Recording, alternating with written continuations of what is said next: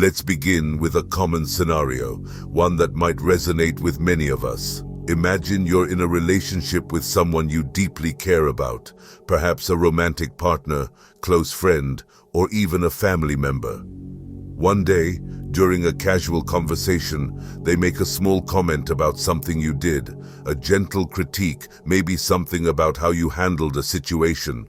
It's minor, but inside, you feel a rush of anger, maybe even resentment. You snap back, feeling defensive, or perhaps you retreat, holding on to that hurt. Later, when you're alone, you wonder, why did that comment affect me so much? It wasn't that big of a deal. That emotional surge might not be about the comment itself, but rather something much deeper, a reflection of something within you that has been left unexamined for a long time. This scenario illustrates what Carl Jung referred to as the shadow. The shadow is the part of us we try to suppress, deny, or ignore. It contains our insecurities, our fears, and our darker emotions, the parts of ourselves we may not want to acknowledge. But here's the fascinating part. The very aspects of ourselves we reject can hold the key to unlocking tremendous personal potential, especially when we apply the timeless wisdom of the Stoics. In this video, we're going to explore how Jung's concept of the shadow, when combined with Stoic philosophy, can help us understand ourselves more deeply, improve our relationships, and ultimately unlock the hidden power within us. Let us start with the shadow as a path to self-discovery. Jung believed that ignoring or suppressing the shadow doesn't make it go away. Instead, it operates unconsciously, influencing our behavior and reactions in ways we don't fully understand. In our earlier example, the strong emotional response to a loved one's minor comment might not be about the comment at all. It could be that it touches on an unresolved part of your shadow, maybe an insecurity about not being good enough, or a deep-seated fear of criticism. The shadow isn't inherently negative. It's simply the parts of ourselves that we haven't yet integrated into our conscious awareness. It could contain qualities we admire but feel we can't express, or traits we've been told are unacceptable by society, our families, or even ourselves. And when these parts of ourselves remain hidden, they have a way of controlling us from behind the scenes, manifesting in strong emotional reactions like anger, jealousy, or fear. The ancient Stoics, particularly Marcus Aurelius, emphasized the importance of self-awareness as a path to inner peace and virtue. One of his most famous sayings is, "The soul becomes dyed with the color of its thoughts." In other words, what we think and feel inside inevitably shapes how we act in the world. The Stoics taught that we must face uncomfortable truths about ourselves with courage and reason, rather than avoiding them. In the same way, bringing our shadow into the light of our conscious mind allows us to see its influence over our lives. When we avoid confronting our shadow, it continues to color our actions, often in ways that cause conflict, particularly in our relationships. But when we acknowledge and integrate these hidden parts, we begin to gain control over them, transforming what was once a source of discomfort into a wellspring of strength. The most important aspect is recognizing the shadow in relationships. Now, let's dive deeper into how the shadow shows up in our relationships. Jung suggested that the things we dislike, criticize, or react strongly to in others are often projections of our own unresolved shadow. This idea might sound surprising at first, but consider this. When someone's behavior triggers a disproportionate emotional response in us, like irritation, anger, or jealousy, it could be because that behavior is mirroring something we haven't yet dealt with in ourselves. Take the earlier example. You felt angry or defensive when your partner made a small critique. Why?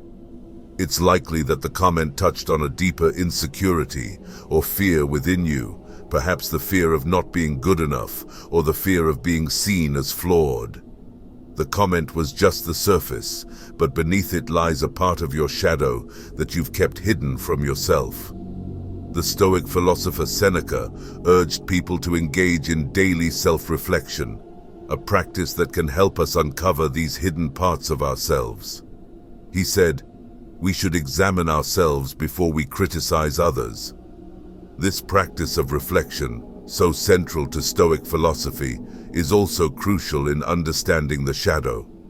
If we react strongly to someone else's words or actions, it's worth pausing to ask, why did this upset me so much? What part of myself am I not willing to see? In relationships, this kind of self-examination is invaluable. When a loved one's words or actions trigger us, it's often not about them, but about us. And by recognizing that, we can start to heal the wounds our shadow carries, leading to healthier, more authentic relationships. We will delve into integrating the shadow through Stoic practices. So, what do we do once we've recognized our shadow? How do we begin to integrate these hidden parts of ourselves into our conscious awareness? Jung believed that the key was not to eliminate or suppress these parts, but to accept and integrate them.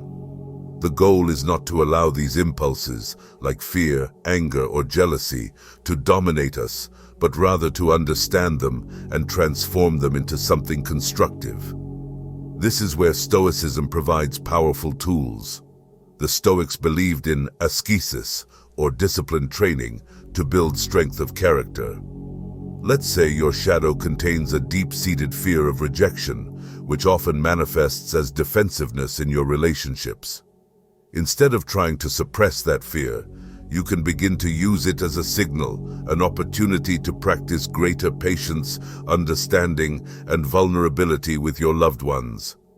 Marcus Aurelius offers wisdom here when he says, "You have power over your mind, not outside events. Realize this, and you will find strength." This simple but profound idea is the heart of both Stoic and Jungian approaches. We can't control the events of the world around us, but we can control how we respond to them, including how we respond to the darker parts of our own nature.